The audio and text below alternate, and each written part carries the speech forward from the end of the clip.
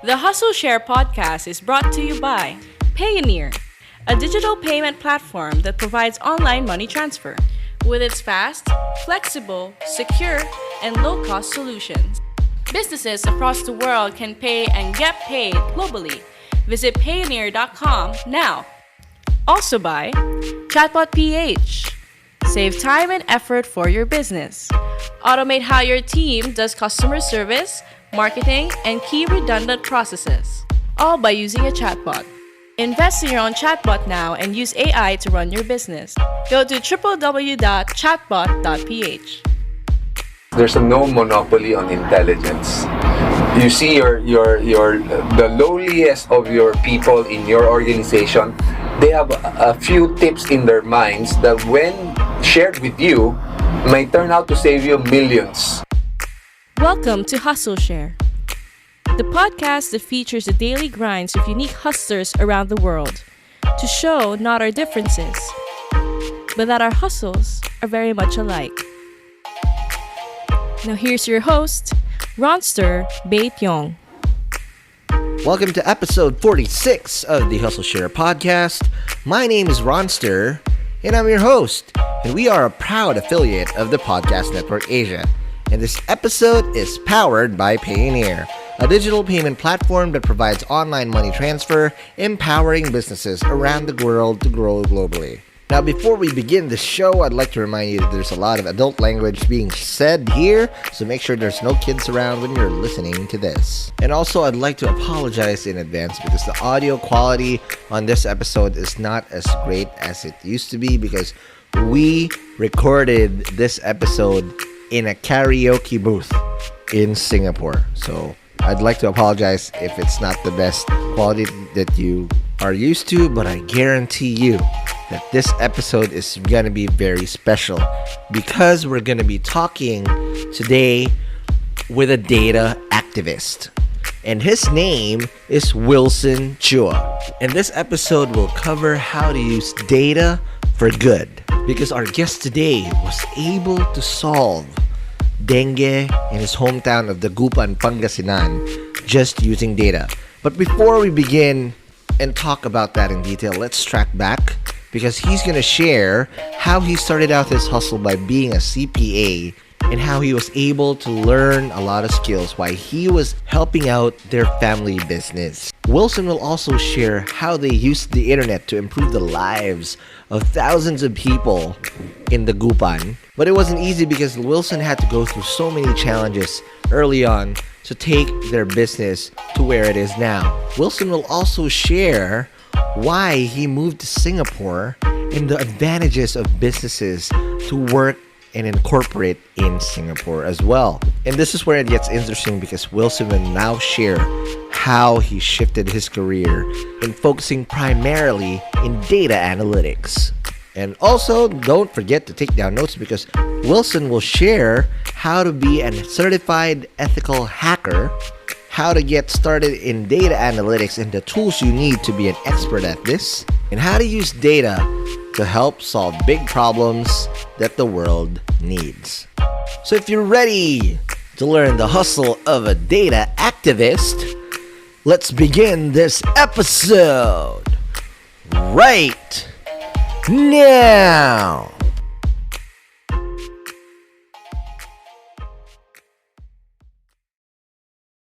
Welcome to the latest episode of the Hustle Share podcast. We are international again, and right now, as we speak, we are in a karaoke booth somewhere in Singapore. Plaza Singapura to talk about data. And today we have a very special guest because I've been wanting to have this guy on the show. I remember a few months back I even asked you, "Hey Wilson, are you free?" Because I've known you for a while. Yeah, but I don't know exactly what you do in detail. And again, welcome to the show, Wilson Chua. How do I properly introduce you in your career? A data analyst? Well, how would you classify yourself? So I'm rebranding myself. Okay. So I'd like to I see myself as a data activist. Data activist. You see? So data for good. Data for good. But okay, this is very, so when you say data for good, what do you mean? So we're finding a lot of major problems in society Okay. that seemingly are insurmountable, Okay. but when you combine it with the talents of a lot of friends that have the same advocacy as you are, and Right. then you use data, we can generate insights that can help solve Correct. or alleviate the harmful effects of a major societal problem. Similar again. This is still very hot as we speak, right? A few weeks back or a few months back, Netflix released this great documentary called The Great Hack. Of Saw how that. Cambridge Analytica was able to mine data and manipulate key elections that now affect the whole world, and most of the world is now led by authoritarian governments, right? And if you just trace back on how that data is there, because data doesn't have emotions, data doesn't have intent, Correct. right? And data can be used to now change stuff in a positive way or a negative way. But before we get into deep, we'll talk about that in the second segment, or where we do a deep dive of what you do. Okay. Well, so I'm curious of asking, how did you start your hustle? Because you obviously say that what's your hustle, but let's talk about now, what's your hustle today? So today I have 3 seemingly unrelated, Okay. but as my friends say, there is order to the chaos. Okay. So, first of all, I fired an FOI request to the NTC before. Okay. In my What's an FOI for those people who don't understand? right. So it's a Freedom of Information request Okay. to the foi.gov.ph website, Got it. asking for NTC for information about the frequencies in use by the telcos. Okay. So what were the telcos doing with the data? So they have their own data, Okay. and nobody's sharing. So each one knows what they are doing, Okay. but nobody really knows the whole picture of how the Philippines being served by the telecommunications companies. Right.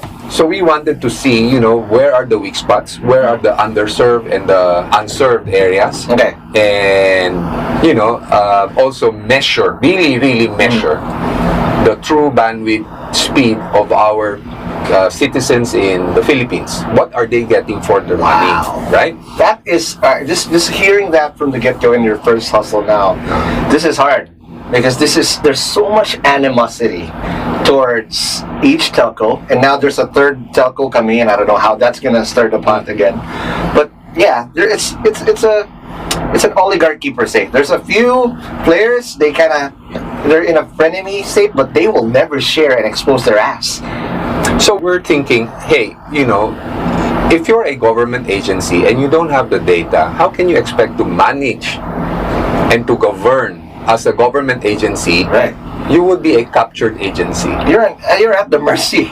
You're at the mercy of the telcos. Okay. So we decided among a group of friends to start a crowdsourcing adventure. Okay. And we have on board social media and marketing gurus. Got it. We have devs. Wow. And a lot of people helped in. Okay. And in the end, we were able to produce enough data to map all over 30,000 cell sites. Wow. Of the telcos In the Philippines. And what is the picture now? so the picture now is, a lot of the telco facilities are in Metro Manila. It's Metro, which makes sense. I understand. The money's there, yeah. But there's so much underserved markets in the world. Yes, God. So now, when the DICT is coming up with their common telco tower policy, and you have a lot of interested parties, they can now rely on those data sets to figure out, okay, the telcos are not here. I can set up my tower here. Wow, that's amazing. Now, on the other hustles that you do, what are the other things that keeps? That's already heavy. Holy shit, I don't even know how you do that. But on the other ones, what do you do on a day-to-day basis? So the other hustle would be mosquito-borne diseases. The dengue one. dengue, Okay. Zika, chikungunya, Wow. and those brain enlarging diseases carried by My mosquitoes. gosh. Okay. So the common factor here is the mosquito. And not being doctors, we're not looking at it from the point of view of vaccines or medicines, because we felt that, we could make a dent Right. in mosquito-borne illnesses if we could take out the mosquito. Yeah, the source. The source, right? You're not reactive in a way where, oh shoot, someone's bitten, now let's cure them. Right. Let's go to the very fucking source of where it is. Exactly. Got it. All right. Now the other one. So okay, I already have the next question in my mind. But what's the other hustle that you do? So the other hassle is related somewhat to the mosquito one, is because mosquitoes' breeding cycle depend on temperature and humidity. Wow. So we decided, to have an enough data set to be able to predict impending epidemics caused by mosquitoes, we also need to capture temperature and humidity. Thankfully, another group of people, env.ph, is collaborating with us, and we set up a site called amihan.xyz. Amihan. That's awesome. So, and then here it goes. Okay. Since we already have the Arduino sets Got it. doing the temperature and humidity, how hard is it for us to add particulate matter sensors?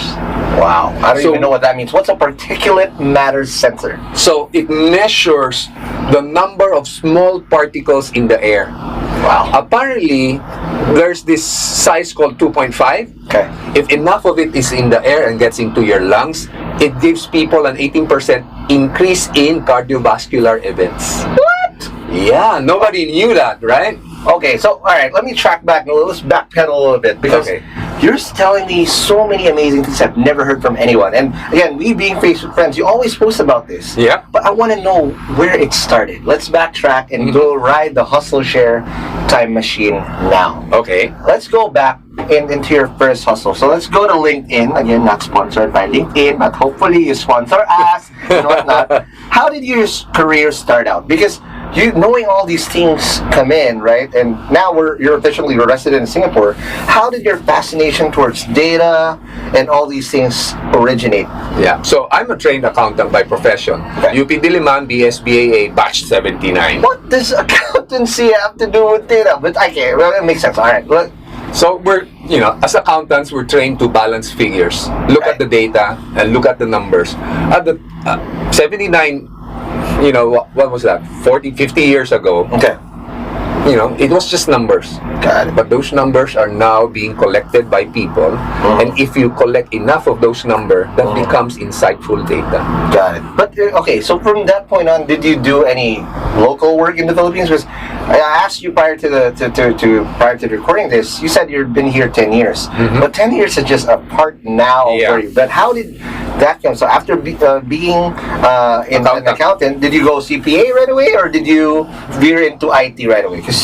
So I paid my obligations to my family first. Okay. So traditional Chinese family. Right.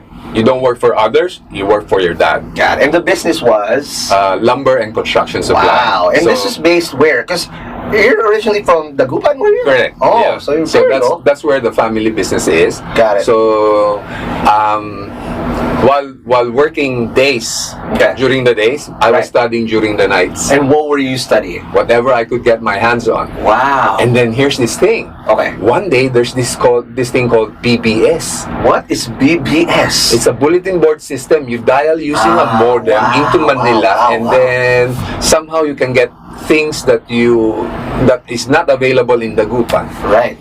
Yeah. So it's the backbone of the internet. Would that be? It was the start. Got it. It was the start, and at the time we had to pay long distance fees to PLDT. God. So you're that to be like, why do I have long distance? Right, and so now when the internet came out, right, and I saw its potential, for it to be the highway for data to be shared, collected, and disseminated. Okay. We quickly applied to be the first franchise for Moscom. What is Moscom? So Moscom is the first Philippine commercial ISP. Wow. Right? So I went to Dr. Willie Gan and I said, Dr. Gan, I can help you expand Moscom very, very fast. And Okay. the idea here is you franchise, and I'm going to be your first franchisee. Got it. But coming from that point of view, and now all of that tech is self-taught. Coming from a point of view, an accountant, what was the adjustment? Because I mean, there are similarities, I understand, but I'm pretty sure that there's going to be stark differences as well. How difficult was that adjustment? You're coming from a CPA, and of course, people will be like, "Do you even know what you're talking about? You're a CPA. Who are you?" Did you get that type of treatment? Well, the common theme surrounding that was you needed computing power. Got it. Right? So in the morning, your day job is to collect the data for your accounting financial statements. You figure out, which parts of your operations need your attention. Okay. Right? And at night, what do you do with those computer facilities? You play games with it. you go BBS. Right? And then once the internet came out, you connected online. Gates were open. Yeah. So now you realize, okay, the traditional difficulties of the Gupan, which, it doesn't have a really cool library system. Right. That's not the problem anymore. Right? I can access anything I want online. Well, how hard was it? Because I'm pretty sure there's not too many people who saw what you saw. Right? And you're this evangelist. Pretty sure some people would always say, "Oh, what's this crazy guy saying about internet? We have this field. We need to do the field and whatnot." It's rural. I mean, that's what it is. And by default, innovators always get that treatment because you're preaching something that does not exist or does not impact their lives yet, but in the future it will. And then eventually you're going to be revered. But at the start, you're going to look like the fool. It's pushing a big rock uphill. Yeah. Right? So like it's not like preaching to the choir where everybody agrees with you. Understands, right? And they'll just echo what you say. So like it has to be persistent, consistent, and you have to show small wins right away. Got it. But how did you get that done? Because you can't be alone. Who are those things that people that help you out? So we have my classmates from UP, my friends that are also techies, and so we exchange notes. And here's the thing: because of BBS and internet, even though they are widely geographically dispersed, it's like we talk to each other every night. Right. So the ideas flow freely among ourselves, and so our level of learning really accelerated. Got it. Okay. What was those conversations like with your friends early on? Were they? Of course, they had their own agendas. Like, oh my God, there's this internet thing. What can I do with this? Everybody would probably want to do something. How did you get them to join your cause? Initially, the early years was really more of taking care of the bread and butter first. Of course. And the bread and butter was? The family business. Okay. Right? The early years were really concentrated on making sure we have a stable financial base. Makes sense. And so that took what? It has to, someone got to pay the bills. A decade of, coupling the operations together so that it's stable.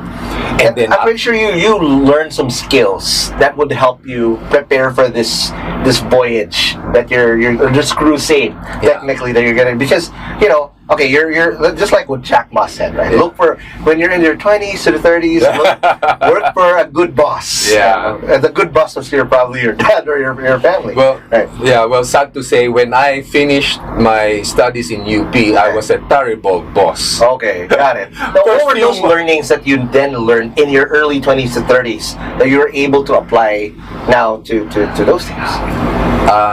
The number one thing I learned is there's no monopoly on intelligence.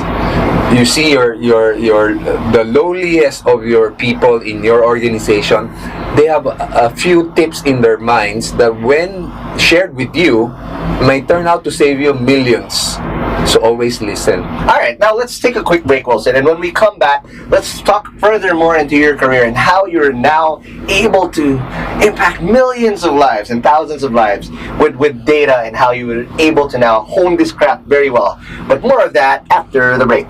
Hey hustlers, let's take a quick break from the episode to talk about a big mistake I did early in my own hustle as a startup founder. And that's going all in on my startup without having any other source of income. Now, you might say that's weird because we talk about going all in a lot in this podcast, but allow me to tell you what exactly happened to me early on. Back in my first startup called Party Foul, I resigned from my day job thinking that I'm gonna get funded when I started winning pitching competitions because I thought I was gonna get funded very soon. But the reality is, it took me 3 years to get funded and I was very broke during that time. And just because I wanted to go all in, I didn't take any side hustle. And the bad thing was, I was dependent on my startup for my survival while I was trying to grow it. So I ended up getting a lot of bad deals because I was desperate. So in my next startup, which is Chatbot PH, I made sure that I'm not gonna make the same mistake. So I got into the art of freelancing. By making enough money on the side to make ends meet, it allowed my startup to flourish and get acquired in just 12 months after I put it up. But that wouldn't happen if I didn't get paid on time. And there's one product that I relied on heavily to get paid easily, and it's Payoneer. Payoneer saved me from a lot of hassle because it's the fastest way to get paid, especially if you're doing freelancing. And the cool thing about it is that it goes straight to your bank account, so you don't have to worry about your money getting stuck in a wallet somewhere. So whether you're a freelancer, e-commerce seller, digital marketer, or any hustler that requires B2B payment, I highly recommend that you use Payoneer to get your money. So register now and go to Payoneer.com or download the Payoneer app on the App Store or Google Play. Alright, let's get back to the show.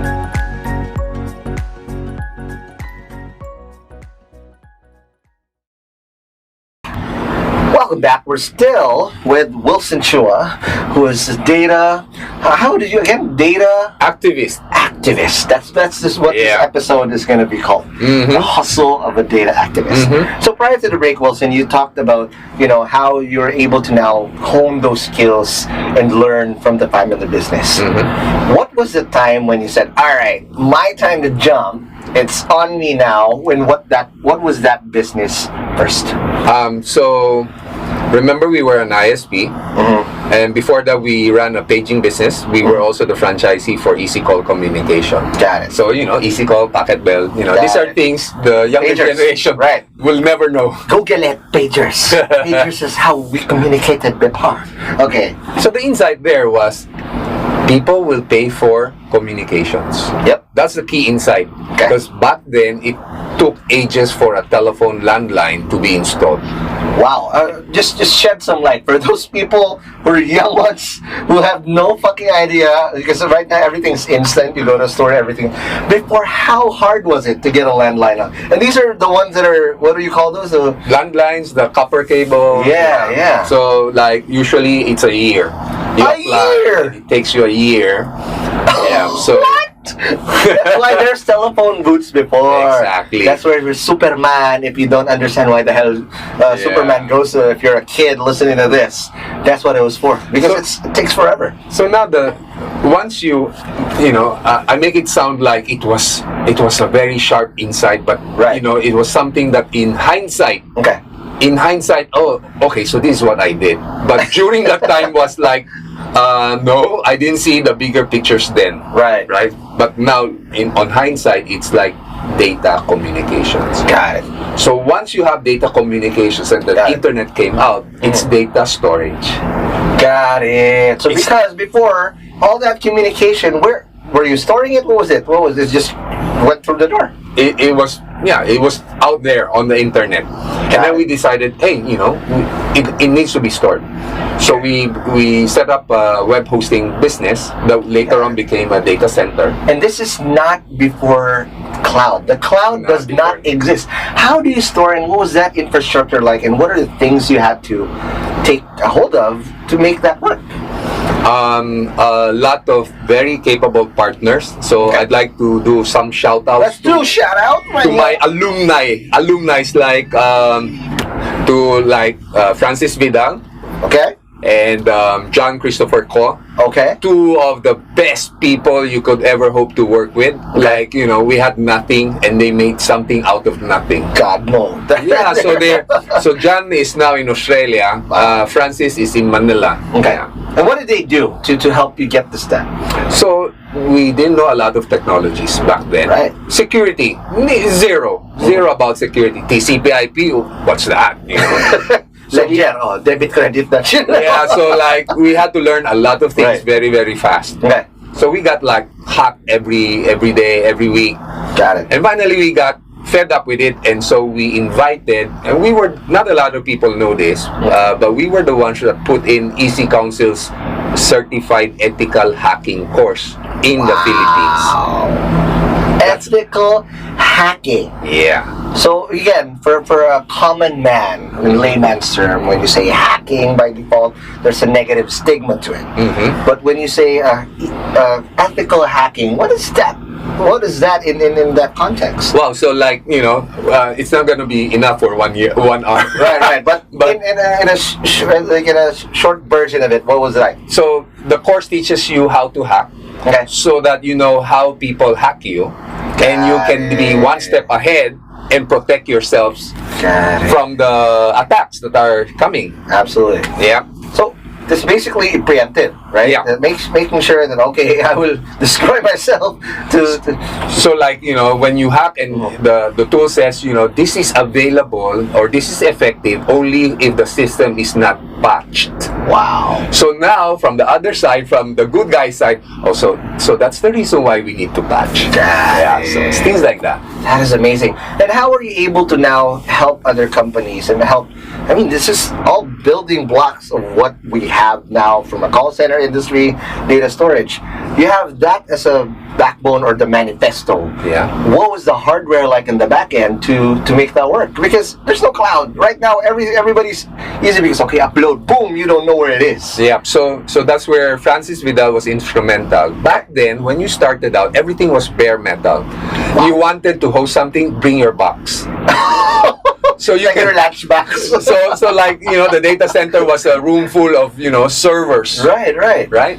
Now Francis comes to me and say, this is not scalable. We need to do virtualization.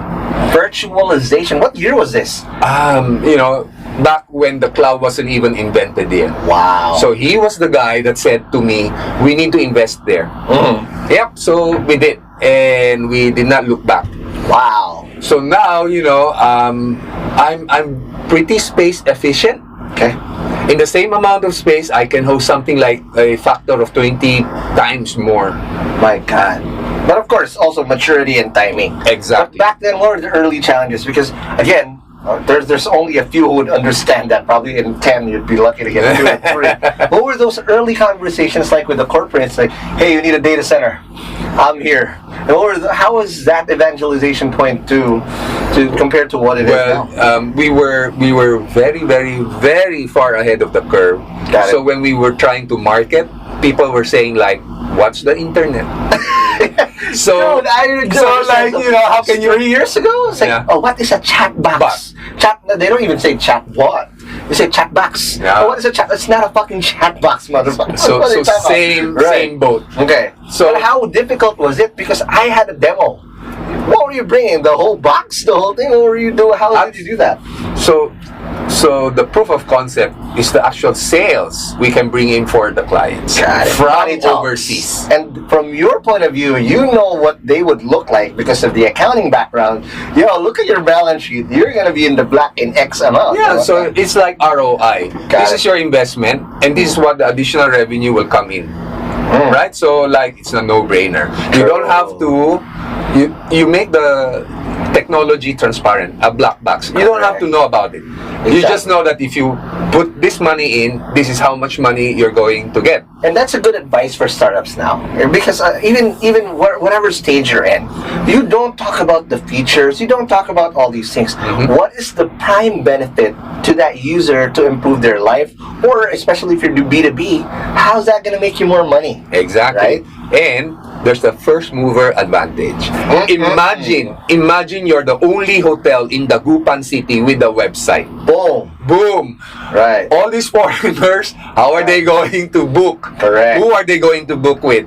It's boom. You. Exactly. And then over time, your first mover advantage will be degraded. Correct. Because everybody else now will have their own website. Right. And that's the thing. As a first mover, you have your target at the back. In Chat.ph, we had that, right? Until now, we're still, but again, now we're trying to up the ante. And that's why I'm here in Singapore. What's up? I'm pulling up more rabbits in my ass with Chat.ph. Right. So now the war or the competition is now heating up. Right. So everybody now has website. Everybody went into SEO. Everybody now goes into data analytics. Because and here's my philosophy with that. And let me know what do you think about it. In all my businesses that I create, so first one is Chat.ph. I mean, in Party File, nobody was doing it. Everybody thought it was crazy. Boom, it grew. Unfortunately, I made a lot of bad moves. It failed.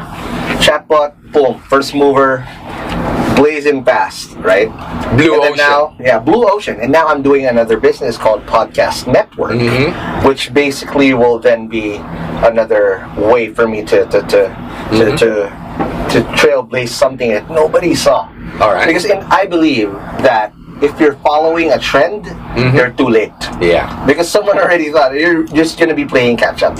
Is that the same philosophy that you saw? When I was younger, that's the philosophy. But over time, you also learn to duck. Okay. What do you mean by ducking? Well, if you're ahead of the curve, your head is the one exposed. True. Right? So everybody's aiming at you. Got it. So you sometimes also want to let the other guy go first. Got it. But be prepared to sprint. Stealthy. You know. You're behind him and you're ready to sprint. Got it. Okay, so you're just waiting for the right timing. And in Dota terms, if you're a Dota player, whoever, you don't want to be the guy who got first blood. You know, you want to be that next hero who just blaze through the trail and kill. Yeah. Okay, thank you. That's a great advice, especially for me. Now, Wilson, you're now in Singapore. After all these years of now blazing trail, how did that business end up, and then how did you get here? What's that opportunity like? So, the tax regime in Singapore is awesome. Shed some light. What do you mean by that? I understand what it means, but for those listeners or hustlers listening to that, what does that mean? So the nominal tax rate in Singapore is something like 17%. 17. In the Philippines, what is it? I think it's 35. Yeah. So basically, every 100 pesos you make, let's just use simple math. Yeah. The government's gonna get 17 pesos. No. In the Philippines, 35. You make 100 pesos, 35 goes to the... Here, it's just 17. Yes. See, that's almost double. Not only that, you now have consumption taxes. What is a consumption tax? Your GST or your VAT. Right. So now, the remaining 65 pesos in the Philippines, you go to a McDonald's. Correct. The VAT is what? 12%. 12%. So 12% of what you're paying for goes to the government. Wow. So there's so many things. Again, it's stacked against you as an entrepreneur. If you're in the Philippines, yes. Okay, so why did you go here? So the tax regime is one. Peace and order is the other thing. Right. And I got fed up. When you sell to corporates, they'll always tell you, it's a decision made by head office. And you're in Dagupan, their head office is Manila. What the hell? Let me just leapfrog over to the Asia Pacific HQ in Singapore. Not even Manila. Not even Manila.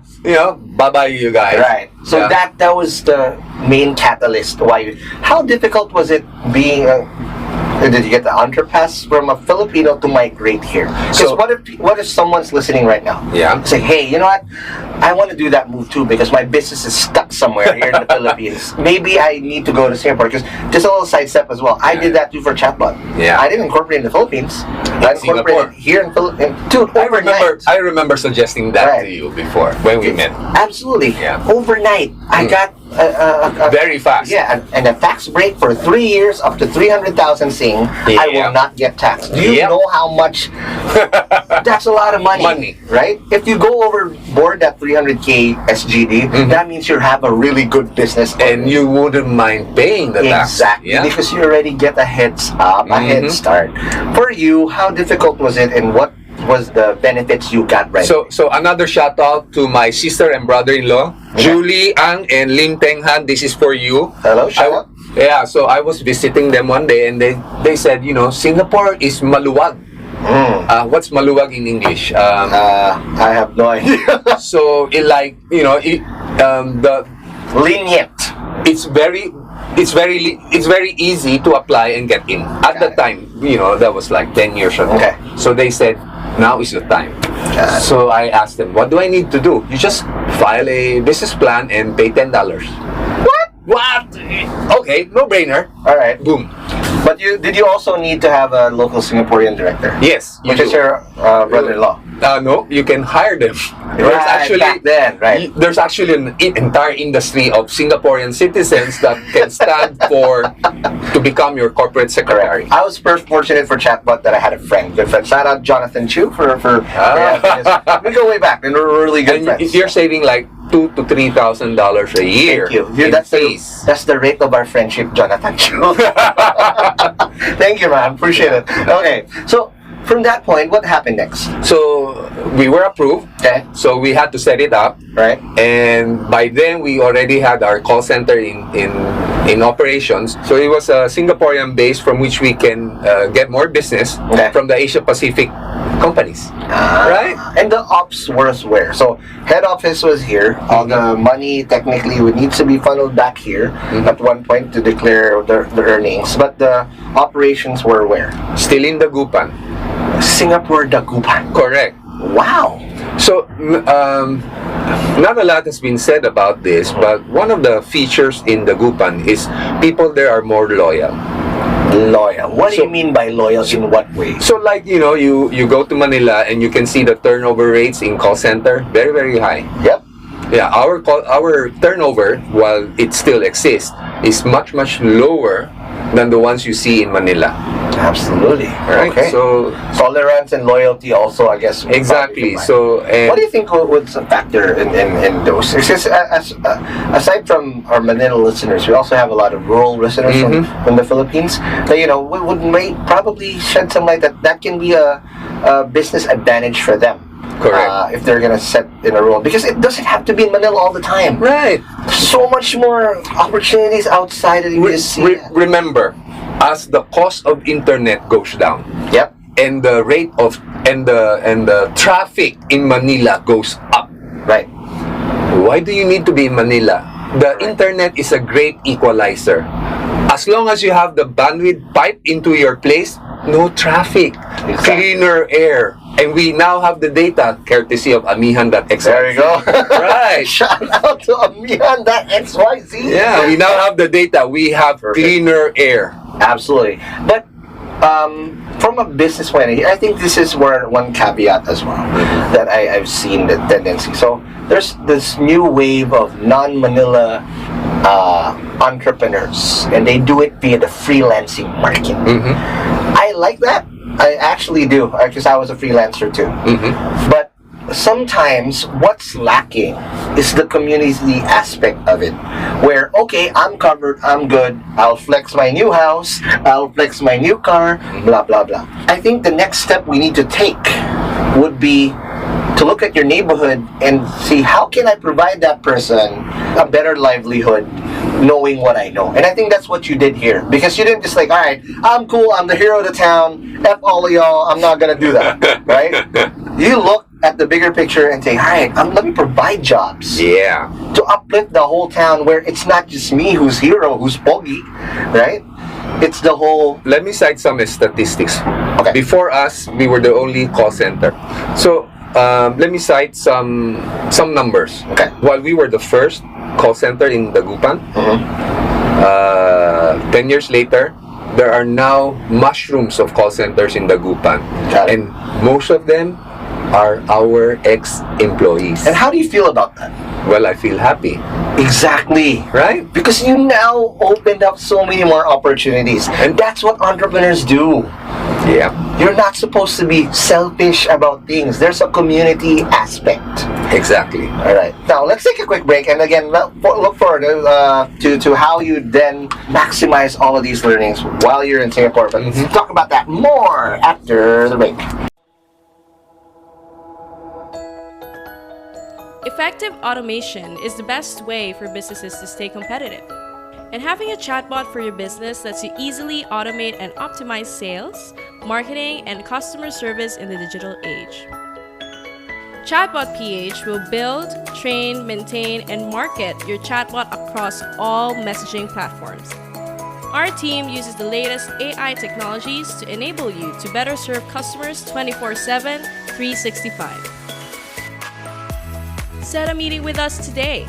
Message us now at m.me/chatbotph.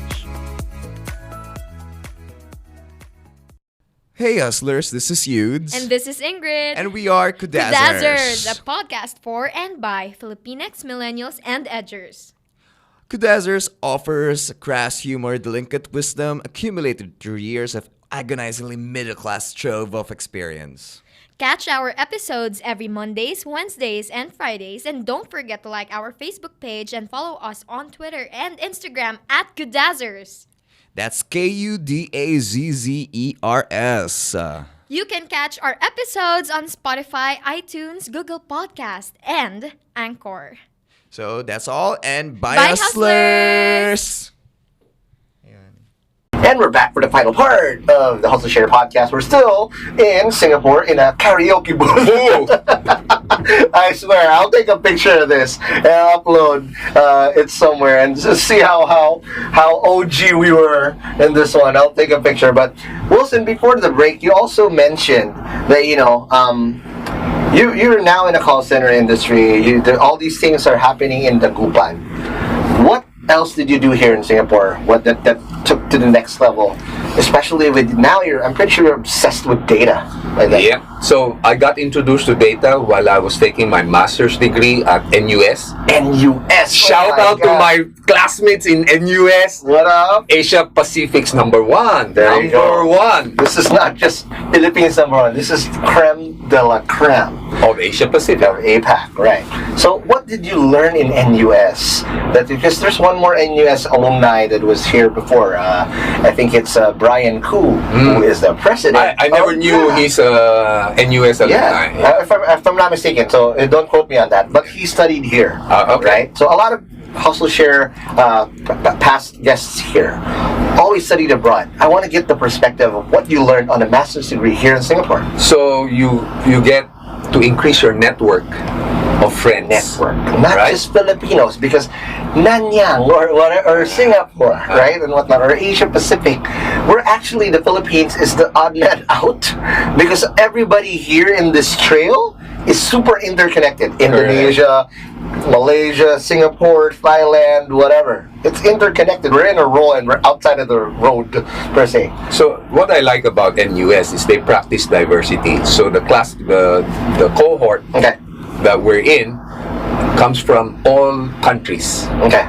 So just by attending the master's class, I now expand my network of friends to all over the world. And what was that network like? Who were your classmates, and what did you able to rub elbows with? Okay, there are two people. You know who you are. Okay. Because I can't tell you their name because then they would have the license to kill me. But you know who you are. Is this the Ryan? What is it? No. Hopefully it's not the No. They work in the ministries of government. Oh, wow. Yeah, so exactly. Deep. So because it's a master's program, my classmates are mid-level to upper-level executives, private and public. Wow. And what are the opportunities you get by having that kind of network?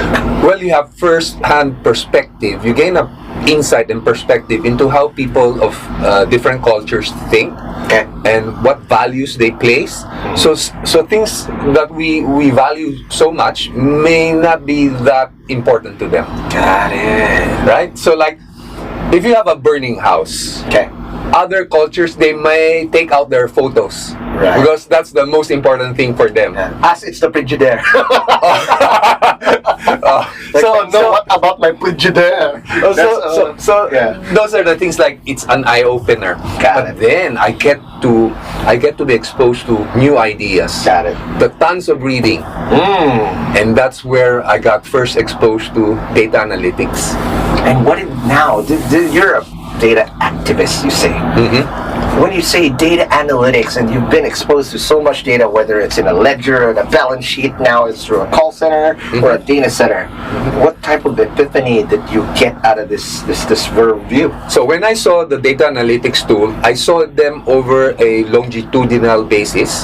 So on a year-to-year basis, the tools that come out makes it even simpler, easier and easier for you to perform analytics. Correct. To the point that, one day in the future, a 10-year-old might be able to do data analytics on his own. Exactly. Actually, another shout out to my nephew, Jansen, who I taught data analytics via the Microsoft Power BI. Wow. Exactly. So, and here's the thing. A lot of the technology that can be used is just not in plain sight.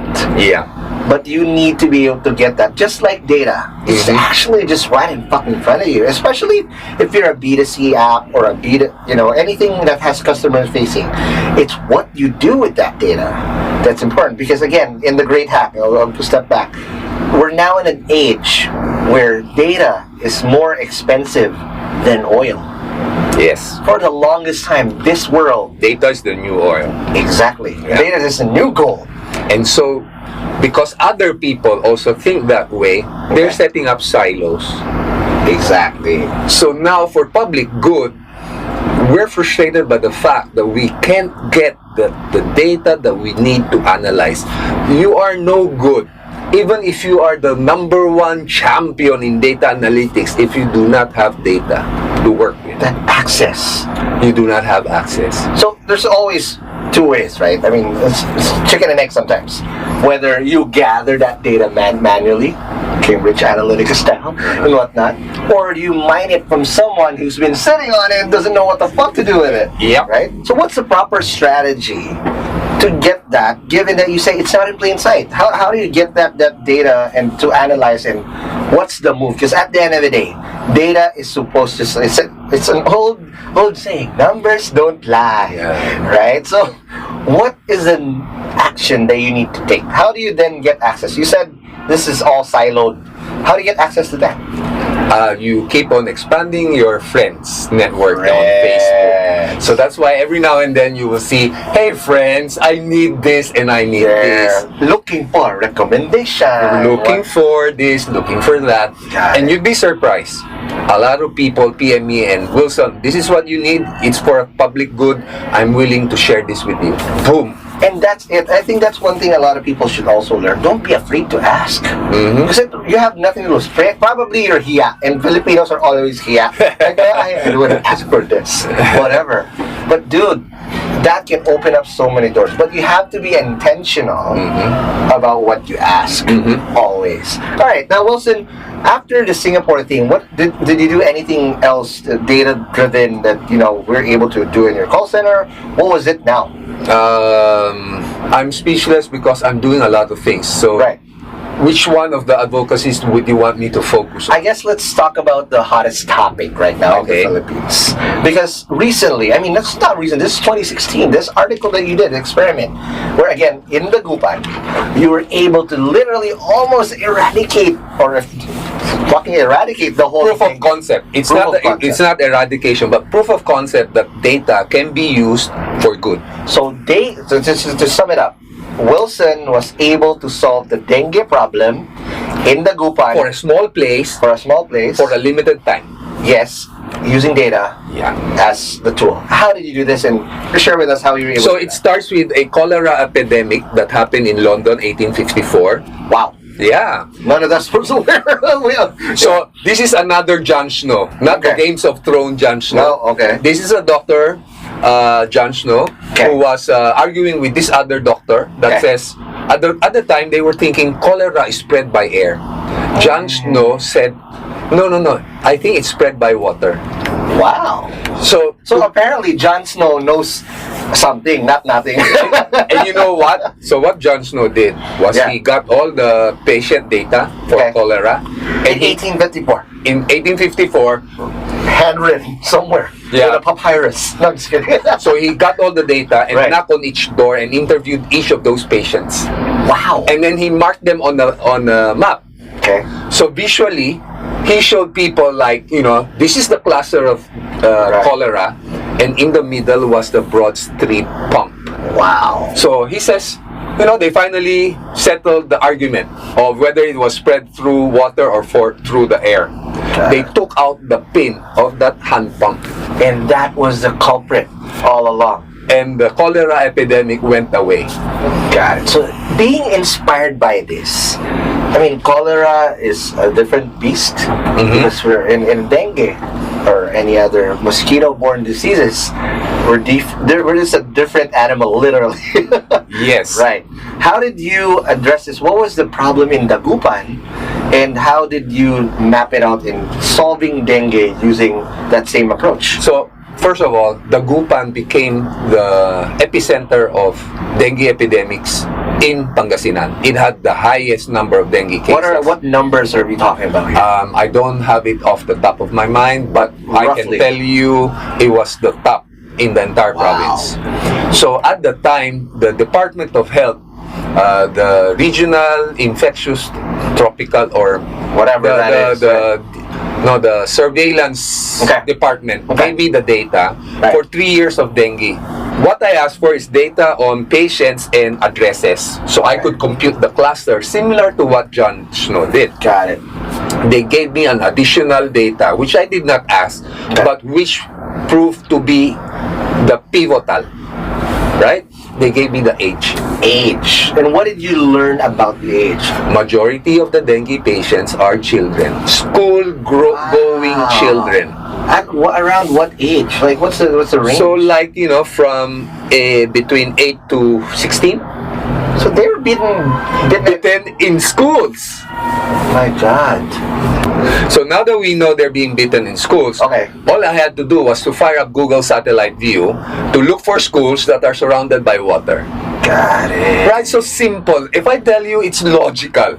Wow. Right? And right now in the Philippines, as we speak, what we're fucking fighting about is the dengue vaccine. When in reality, the vaccine, it's preventive, but you're not solving the real source, which is the fucking mosquito, right? And now how are you able to do this? No comment, because I want to be on the good graces of Department of Health. Shout out to Dr. Pincoy Duque, who's also a fellow Dagupeño. There you go. There you go. This is Secretary Duque? Yes. Okay, so there's already a good sample. So what did you do? So you saw the stagnant water around the schools. Yep. Now? I used Facebook. I said, hello friends, I have this data analytics, and this is the insight. Okay. What do we do with this? Got it. And then a friend of mine, Wesley Rosario, who's the director for the Bureau of Fisheries and Aquatic Resource, comes out and says, mosquito fish. What is a mosquito's fish? Guess what they're eating? Mosquito? Larvae. Larvae. And unlike the mosquito adult that can fly away, the larvae cannot go anywhere. Wow! So they eat them before they even turn to a mosquito. Mosquitoes. Oh, the eggs. Technically. But the question is, so there's stagnant water. Are those fish going to thrive on any type of stagnant water? What if it's just a little puddle that eventually goes away? Of course. Very good question. Yeah. So there are two areas. The areas where the fishes can thrive, we release the mosquito fish. Okay. In areas where they don't really thrive, we use what they call Bacillus thuringiensis israelensis. Wow, that is so scientific. What does that do? So it's a naturally occurring soil organism that, when eaten by a larvae, causes their guts to rupture. How do you even spread that out? Because they're in the middle of the water. How do you even know? Because it's hard to detect those guys. So I discovered them in Singapore. As you know, Singapore also has dengue hotspots, and one of their countermeasures is what they call a mosquito dunk. You place it in the gutter, so when it rains, everything goes down. So the active ingredient there is PTI. But the problem here is it's very expensive. So Google is your friend. Again, Google is your friend. This microbiologist, Ventosilia, discovered a way to propagate BTI in coconuts. And guess what we have a lot of? God. What do we have a lot of in the Philippines? The coconuts. So you just place it where? So you place a couple of it inside the coconut, and it grows inside the coconut juice. And in 3 to 4 days, you can throw the entire coconut into stagnant water. It will spread. What the fuck? And for Are you kidding me? And for the next 30 days, all the mosquitoes in that pond will die. And only mosquitoes. Fish, goats, cats, dogs, cows, cattle, they're safe. My goodness, and how many lives had to fucking... I'm so shocked because how many lives had to be, taken away before we even do this? And it's just in a fucking coconut in our backyard. Guys, if you're listening to this, help spread the word. This shit out. Spread this episode out. Please. There's also a Facebook post from way back detailing how Wilson was able to do this. Your civic duty when you're listening to this is to spread it out. Not because of my fucking podcast. Mm-hmm. It's because we have a problem that can be solved, have been solved, and can be solved further. And just to also add to that, it's not just my project alone because it's a group. So shout out to Mark Demel Aviva, who Credit where credit is due. credit for his idea on satellites. Okay. Benjamin Tan for his help with the Arduino and his groundbreaking idea of how we could actually use the satellite to detect stagnant water. Cool. It was his idea. We just did the calculation. And you see what's going on? It's teamwork. Teamwork. But the battle is not done. Mm-hmm. There's so many lives being taken right smack now when it's dengue season. We just need to get into the LGUs or whoever has the power to get this out. Even you. You have a fucking coconut, put this shit done. Yeah. Put it in a stack of water, do it yourself. Yep. That can be done. Guaranteed. And we decided to share the technology. It's useless if it's just sitting inside our brains. Okay. We have a workshop session September 6th. Where? In my offices in Bunuan, Dagupan. Okay. And we've invited LGUs to attend. Okay. Sadly, the LGUs that have registered are those coming from Zamboanga, Ilocos, one from Dagupan, but none from the nearby areas. Right. So it's like what? Why? But if they are not able to attend the September 6th one, where can they at least contact you or whatever to be? So the idea here is the people we start to train, we hope we can enlist them to be trainers themselves. Okay, so basically it's gonna be a movement, right? You pay it forward. Yeah. Right? You're not profiteering out of this. Yeah. This is all trying to do this. Okay, that's amazing. So guys, if you do that, if they want to be one of the trainers, what do they do? Here's the nice thing. Okay. They join the FB group Mosquito Real Time Census. Right? Once they join, on the right side there's a link to files and there's a step-by-step guide. Dude. You can study it on your own and you can count on me to be your advisor in case you get stuck. I'll ask you a favor. Give me that file. I'll put it on HustleShare. All right. Okay. So that, on the show notes, when you're listening to this, go to hustleshare.com. You'll be able to see the file themselves. If you're a lazy guy, it's okay. But yeah, we'll make it easier for you. Spread it out. Propagate this. And we also have a ready-made template if you want to champion the techniques here and present it to your mayor, to your executive. Right. We already have that slide. Yeah, exactly. Just plug it in. Save your country, guys. But all right, let's ask now a few questions for HustleShare as we speak. Mm-hmm. Now, in terms of data ethics, you said, right? Mm-hmm. What's your advice for people who are into data, that are sitting on a pile of data, and how to do that properly so that we don't get manipulated or get propaganda? Because it can be tempting. It's the new gold. You know what you're sitting on. What's your advice for people who have that access and how to make it an ethical weapon for the world to be better? So right now, among my friends in data analytics circles, there's a movement called making your data explainable, or your algorithm or your insights explainable. Got it. So commonly there are techniques like neural network where it's just a black box. Okay. So it will spit out a formula without telling you why. Okay. So now there's a movement to say that we need to be able to explain this and understandable by humans. Okay. So that's one. The second, obviously, is respect for PII, personally identifiable information. Okay. And I can tell you, we don't need your name. We don't need to know who you are. Right. We just need the statistics. Correct. Yeah. It doesn't have to be granular by default. And obviously, when you select your data set, Okay. make sure it's representative of the population. Exactly. So the horror stories like the facial recognition works well in China, but then they faced it to a black person, it went totally haywire. Apparently because they didn't think of using black people for training. Exactly. So just put that into consideration. Now for Filipino startups, I've seen you. That's how I know you. You've always been active whenever there's startup events, blah blah. Why are you always there? And especially like in Echelon, I saw you a few months back and whatnot. When you go there, why are you there? And what can you advise Filipino startups, knowing that what you've been exposed with? Because I'm pretty sure there's something that we're still lacking at one point. What are your advice to maximize what we still lack on? Well, you need to get exposure. So remember when I first said intelligence is not a monopoly. No one person knows it all. Right. So you go out and see what else is out there. Okay. And you know. Once you see it, this is superior to what I have. Okay. And adopt the superior practice, platform, product, or service into your own. Okay. And then mash it. The other side is, of course, networking. Right. Get to know people. But how do you make sure because it can be delivered, it can be a mixed bag sometimes. Yes. Right? You go to Singapore, attend to whatever. Yeah. Right? But again, you're also limited by your own physical capacity to explore the room. You can have all the booths and whatnot.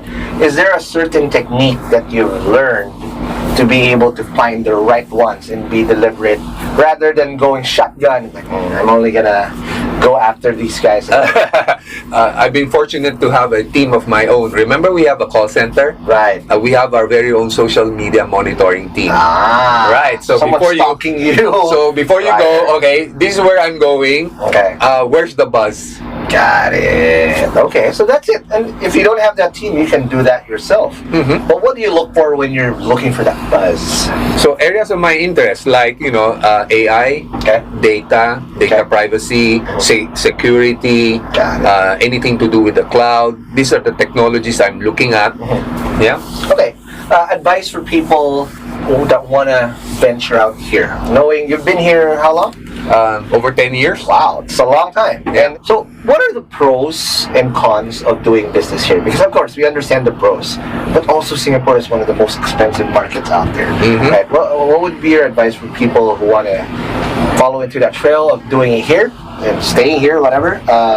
And what that setup would be? So, those are the things that they should know before they even make that move. Right. So, like, the hardest thing is to set up your roots. Okay. Right? So we all grew up in the Philippines, so we have our own network. Right. That network is not transportable.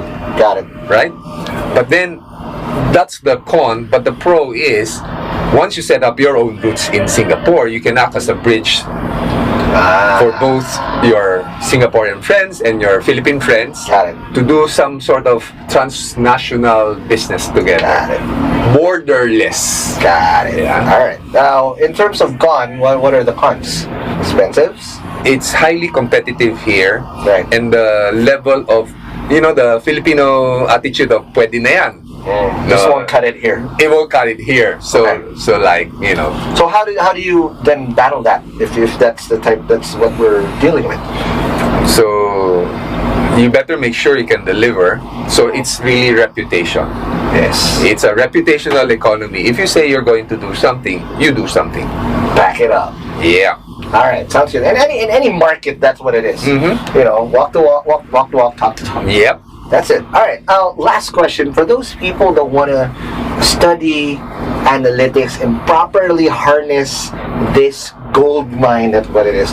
What would be your advice to people that want to study now, knowing what you know? Right. What are those things that they should be aware of? Is there tools that they should use and whatnot? What are those things? So it depends on your budget. Okay. The high-end analytics tool costs hundreds of thousands of pesos. Right. But then you can get away with the lower, the cheaper ones or even the free ones. Right. So it depends on your budget and your needs and what you intend to do. For example, the stagnant water pools that we're going to share in our workshop is a free software, QGIS. Wow. So You want to learn QGIS? Simple. You join the Geographic Information Society of the Philippines Facebook page. Boom. Boom! Everybody's there. Everybody's helpful, because the techniques we were using were done on Tableau. So Tableau is a very expensive software that we were thinking not every LGU can afford. True. Right? So we switched it over to QGIS. But then I was a newbie in QGIS. So I depended heavily on the members there. Like, how do you do this? To them, it's simple. But to me, it's like I'm a newbie. So I wouldn't know how to do it. Okay. Right? So like, people came in with say, okay, what do you need to do? Okay. Join attributes by location. Attributes by location. By location. So, okay. What does attributes by location do? So like, you have an overlay of data. You have one layer of data. Let's say points. You have GPS, right? But those GPS points don't have, like, say, barangay name. And they don't have the municipal name, right? So you have another layer of map that has the layer. It's like GeoPic. There's a local startup here, J-Boy, Dodong J-Boy. Dodong J-Boy, hi, and si Nino. That's what they do. They were in the final pitch as well. Yep. To get this done. And that's something you can use. Any other basic tools that they should use just to be able to do a deep dive at the end of the day before we go to step 10? So if you want to be a hardcore data analyst, there are two camps right now. It's R. I learned R, and then there's Python. R and Python. Python. So if you were like the dean of a computer college, Python is the course to go. Yeah. Right there. And then you get bitten like a constrictor right there. Python, because it not only does data analytics, it can also be used for web application.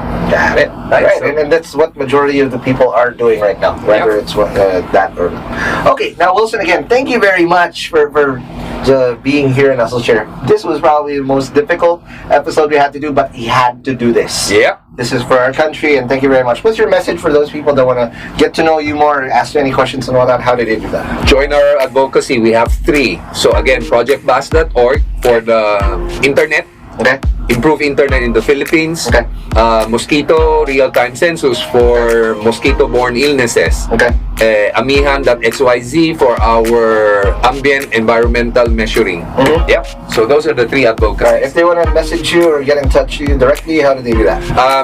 Never use a sexy picture. I look at it as jailbait. Okay, jailbait. So unless if you post and I see your profile as sexy, these guys are not serious. Nope. Okay, so just how do they do that? Message you on Messenger or whatnot? Yeah. Okay, so just look for Wilson. Add me as a friend. Yeah. There you go. Yeah. Don't send a sexy picture, especially if you're a guy. That's really weird. But you know the type, right? No, I was thinking maybe later after we're done, I'll send you a sexy picture of me and and that would probably pick you out. So no. What I will do is I will get your picture, use data analytics and deep fakes. Oh my God, hell no. No, alright, that's scary. I'm done. Alright, thank you again. Wilson, appreciate it. And again, guys, don't forget to join our community. Go to Hustle Share community if you want any inside dibs on who we'd be talking to very soon. And also don't forget to message us on the Hustle Share chatbot. Just go to m.me/Hustle Share powered by Chatbot PH. And guys, support Pinoy podcasters. I'm just one of them. There's tons more, and there's a lot more coming up. So go to podcastnetwork.asia. We're powered by them, and we're very, very lucky to be working with them as well. So again, thank you very much, Wilson. Bye-bye. Thank you for having me. Thank you very much, and I'll see you guys in the next episode. Peace.